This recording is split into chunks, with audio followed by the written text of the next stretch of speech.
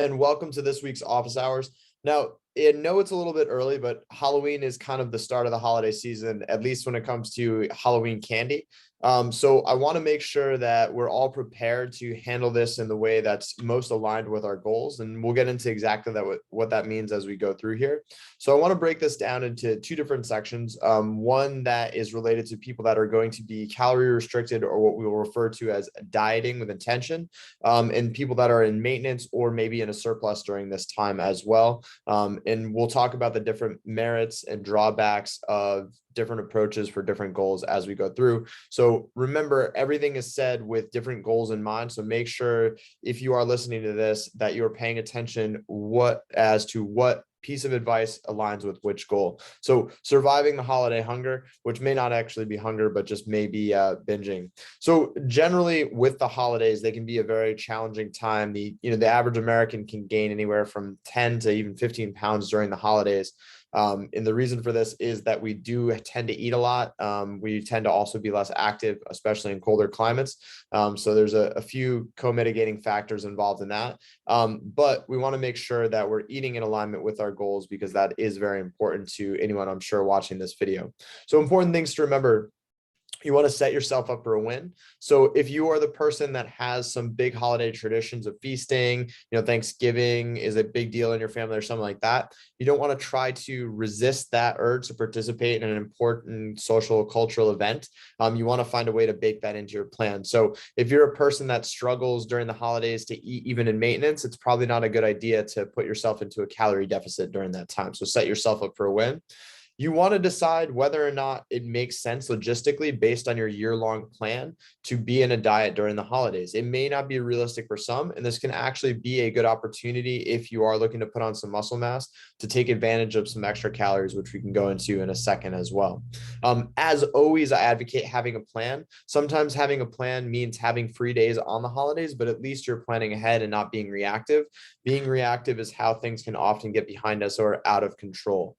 So another thing you want to make sure you're doing during this time is allowing for indulgence. We don't want to feel overly restricted during these periods of time, because that can lead to days or even weeks at a time where you've fallen off completely. So make sure that you are allowing to have your favorite dessert in moderation, things like that. Also, peer pressure is very dangerous, especially when we get around the family, which can be triggering, or in, family home settings or certain areas can throw us off. So make sure you're setting expectations for yourself and others. Practice rehearsal, see yourself actually successfully navigating these events. Let others know, like, hey, I don't need 5 plates of that. No, thank you, grandma. Pushing it away, just setting expectations for others. And remembering that a holiday is one day. Thanksgiving does not have to last for a week, even though those leftovers are in the fridge. All right, so let's take a look at 2 different approaches that you can have and actually hit on a little bit of a third. So generally for clients that I work with, I would advise them not to try to be in a calorie deficit through the holidays unless absolutely necessary, preparing for an event or something like that. The level of temptation is very high. The level of stress for people tends to be high, and people's sleep tends to go down around this time of year.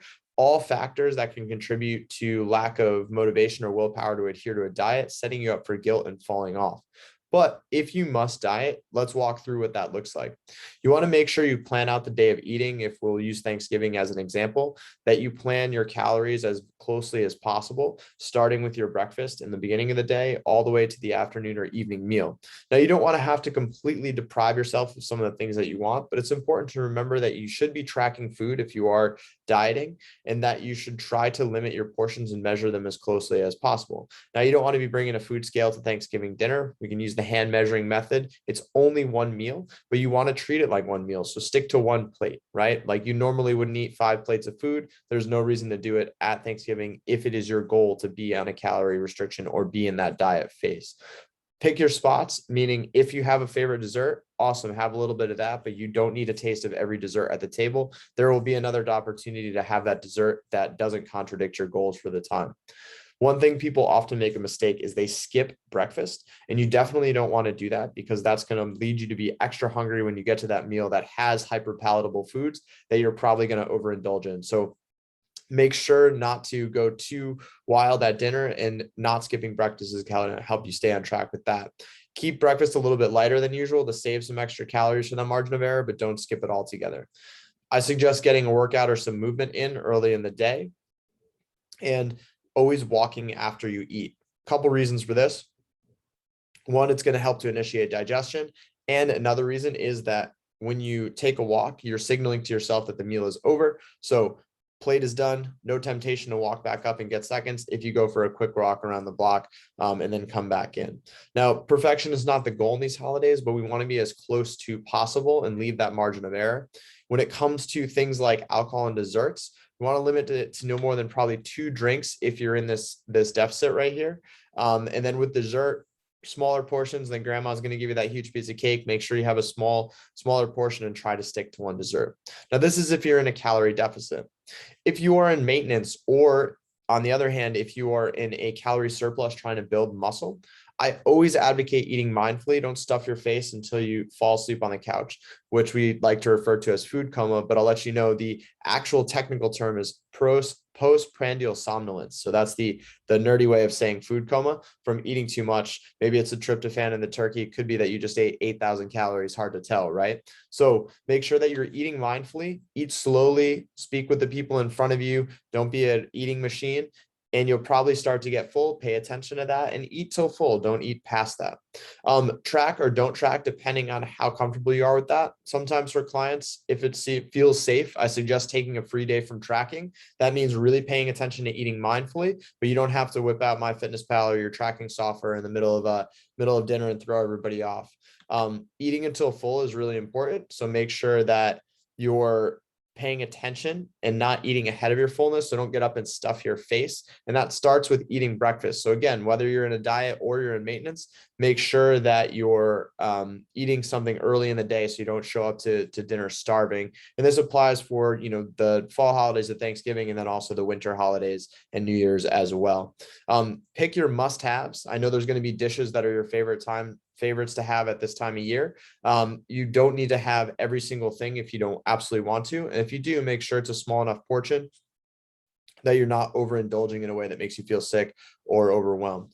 Make sure you get some vegetables in there as well. And overall, the main thing is to remember there should be no guilt associated with this. If you're planning ahead and these are things you plan to do, you plan to have some dessert, you plan to have a couple drinks, and you want to have some mac and cheese with dinner, remember that you're planning that. And this is something that shouldn't bring any guilt to you. This is why I suggest maintenance or calorie surplus during the holidays to take advantage of what's the natural eating experience and will allow you to stay on track for what the plan is.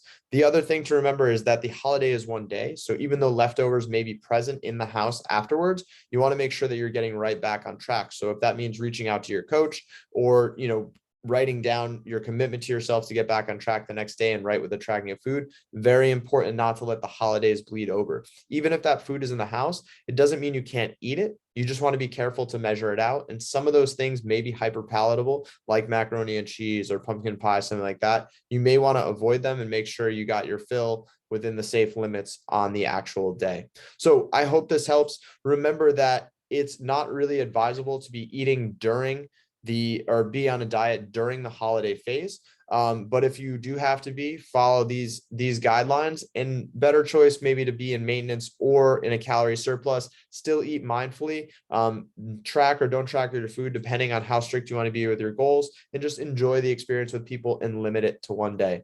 All right, guys, you got this. You can stay on track during the holidays. I have ultimate confidence into you. If you need any support, make sure you reach out to your coach, get a